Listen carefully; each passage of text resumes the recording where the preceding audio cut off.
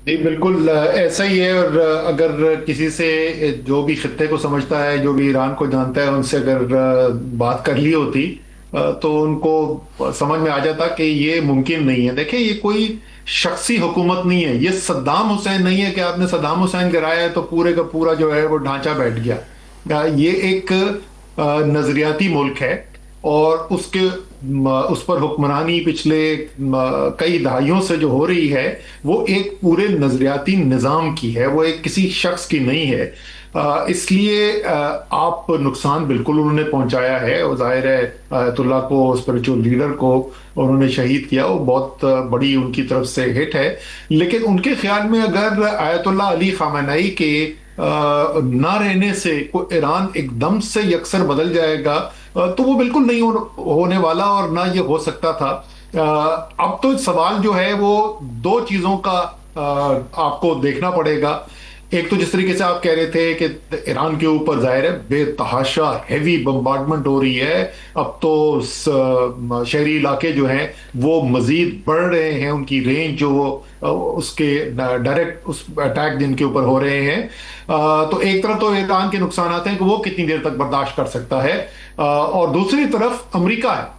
एक हुकूमत है, एक डोनाल्ड ट्रंप की मैगा मूवमेंट, पूरी मेक अमेरिका ग्रेट अगेन, पूरी सियासत इस बुनियाद पे खड़ी हुई कि ये जो लिबरल एलिट्स हैं ये बाहर ममालिक में जाते हैं, वो हजारों मील दूर मशरिक वुस्ता में जाके जंगें लड़ते हैं। पैसा जो है वो अमेरिका के अवाम के ऊपर खर्च होने के बजाय उन जंगों के ऊपर खर्च किया जाता है।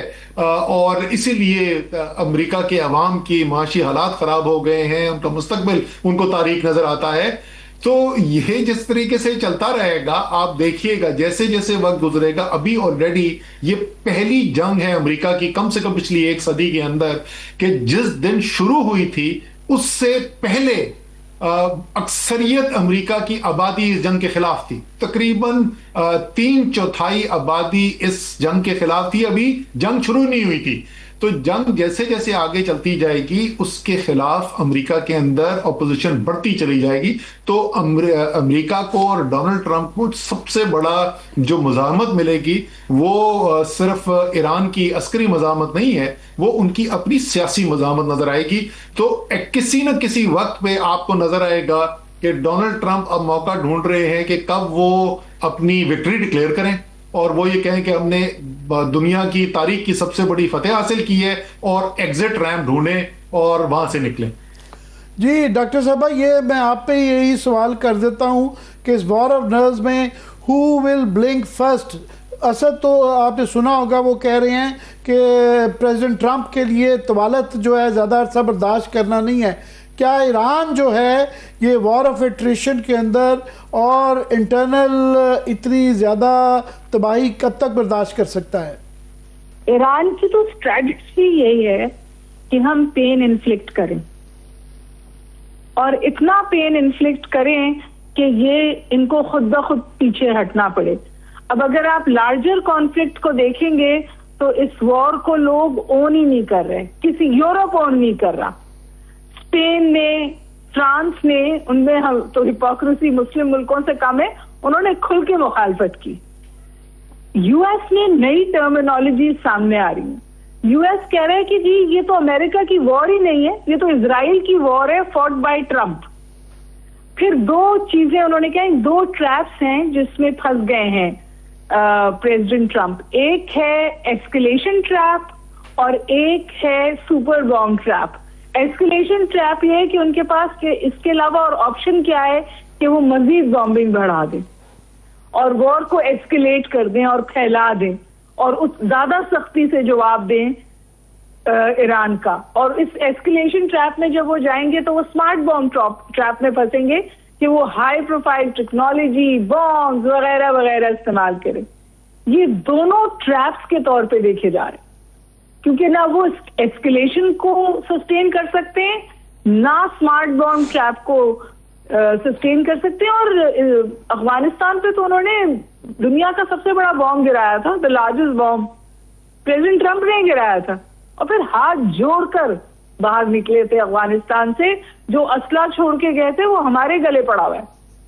हमने उस बेस पर हमला करके उस असले को न्यूट्रलाइज किया है।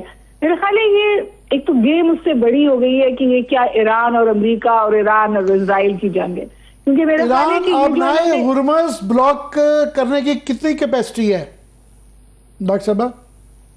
देखिए, कैपेसिटी तो ऑटोमेटिकली बगैर बगैर ब्लॉक किए भी ऑपरेशनलाइज हो गई है ना, क्योंकि लोग खौफ से वहां कम्यूट नहीं कर रहे। जो तरसील थी वो तो ऑलरेडी कम हो गई है, तरसील ऑलरेडी डेंजरस हो गई है। फिर पूरा सिक्योरिटी बबल जो था गल्फ स्टेट्स का, जिसके ऊपर उनकी समझिए मईशत चलती थी, being a safe haven, tourist attraction, money safety, tax free haven, वो सब उन्होंने 5 दिन में वो सीन बदल दिया है। और मैं एक जुमला कहती हूँ कि दुबई चलो से हम दुबई भागो सिचुएशन बन गई है, विच इज जो गल्फ स्टेट्स के लिए सस्टेनेबल नहीं है। गैस का बंद होना कतर का यूरोप के लिए सस्टेनेबल नहीं। और ये जो इंश्योरेंस की बात कर रहे हैं और नेवी से गारंटी की बात कर रहे हैं, ये देना अमेरिका के लिए पॉसिबल नहीं है। तो आई पर्सनली थिंक कि मिसकैलकुलेशन, सीरियस मिसकैलकुलेशन हुई है ट्रंप एडमिनिस्ट्रेशन से, और उनके पास अब डैमेज कंट्रोल पे जाने का भी रास्ता नहीं है। जब पिछली जंग बंद की थी ना, तो लोगों ने कहा था कि ये पॉज है, पॉज उन्होंने लिया और दोबारा हमला आवर हुए। लेकिन मेरा ख्याल है कि जिस तरह वो एक्सपेक्ट कर रहे थे उस तरह जंग चली नहीं। उन्होंने तकरीबन एक ग्लोबल जिहाद अनलीश कर दिया है। कारगिल और ऐसी जगहों पे प्रोटेस्ट हुई है जहां आप कभी एक्सपेक्ट नहीं करते थे कि शिया कम्युनिटी खड़े होकर प्रोटेस्ट करेगी। तो आई थिंक ये इस वक्त जो लोग कहते हैं ना कि राउंड होते हैं जंग में, ये वाला जो पहला राउंड है वो ईरान के पास चला गया है। जी असद, अहम बात ये है कि ईरान सस्टेन कर पाता डॉक्टर है। साहब जरा असद से ये आप बहुत अच्छा मेरे से एनर्जी इंटरनेशनल और इकोनॉमिक्स समझते हैं।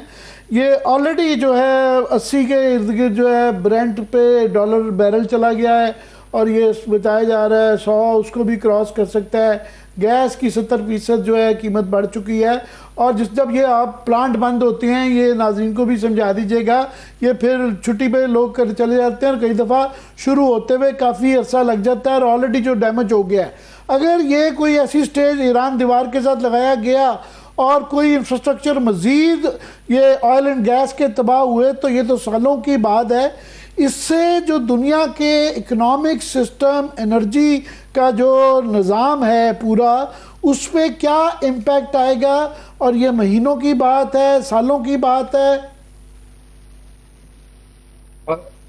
इसकी मईशत का जो है जंग से क्या असर होगा, उससे जरा सा एक स्टेप अगर पीछे हटें तो जरा तनाजुर देख लें कि मईशत की हालात इस वक्त खास तौर पर यूरोप और अमेरिका के अंदर थे क्या जिस वक्त ये जंग शुरू हुई है। जिस वक्त ये जंग शुरू हो रही थी तो यूरोप जो है वो पिछले कई साल से स्ट्रगल कर रहा है, वहां पे ग्रोथ वापस नहीं आ रही है। इसी तरीके से जापान के अंदर ग्रोथ ना आए हुए अब तो खैर 2.5 से ज्यादा गुजर चुका है।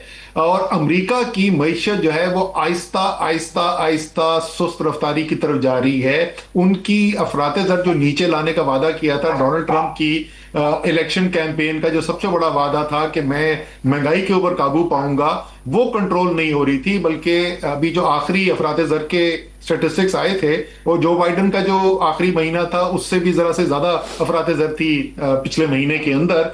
तो शुरू यहां से हो रही थी। अब इसके ऊपर आप देखें कि असरात आ क्या रहे हैं। पहले तो सीधी ऑयल के ऊपर अगर आप आ जाएं तो दुनिया की मईशत जो है उसको अभी तक जो कीमत बढ़ चुकी है, और अभी तो 4 दिन हुए जंग के शुरू हुए, अभी तो शॉर्टेजेस हुए ही नहीं, अभी तो सिर्फ खतरा पैदा हुआ है। सिर्फ उस खतरा पैदा होने से $1 अरब रोजाना का दुनिया की मईशत को इजाफी खर्चा पड़ गया है। इसी तरीके से यूरोप खास तौर के ऊपर जो है वो पहले ही रशियन गैस के ऊपर डिपेंडेंट था, वो उनकी सोर्स बंद हुई, उन्होंने मिडल ईस्ट की तरफ शिफ्ट किया, और कतर ने अपनी गैस प्रोडक्शन जो है वो बंद कर दी है। सबसे बड़ा एक्सपोर्टर यहां से यूरोप की तरफ कतर था। उसके नतीजे में 90%, सिर्फ 2 दिन के अंदर 90% गैस प्राइस का इजाफा हुआ है यूरोप के अंदर। ये हैं सिर्फ बराह रास्त जो इससे इफेक्ट हो रहे हैं। इसी कॉरिडोर से जो है वो दुनिया की बड़ी मईशतों की, चीन से आ रही हैं चीजें दुनिया में जाने के लिए, इंडिया से जा रही हैं दुनिया के अंदर चीजें, और यूरोप और अफ्रीका और अमेरिका की से आ रही हैं चीजें। वो जो सारी एक्सपोर्ट और इंपोर्ट रुकेगी, उसका फिर नॉक ऑन जो इफेक्ट है वो इस पर मजीद आप ऐड करें।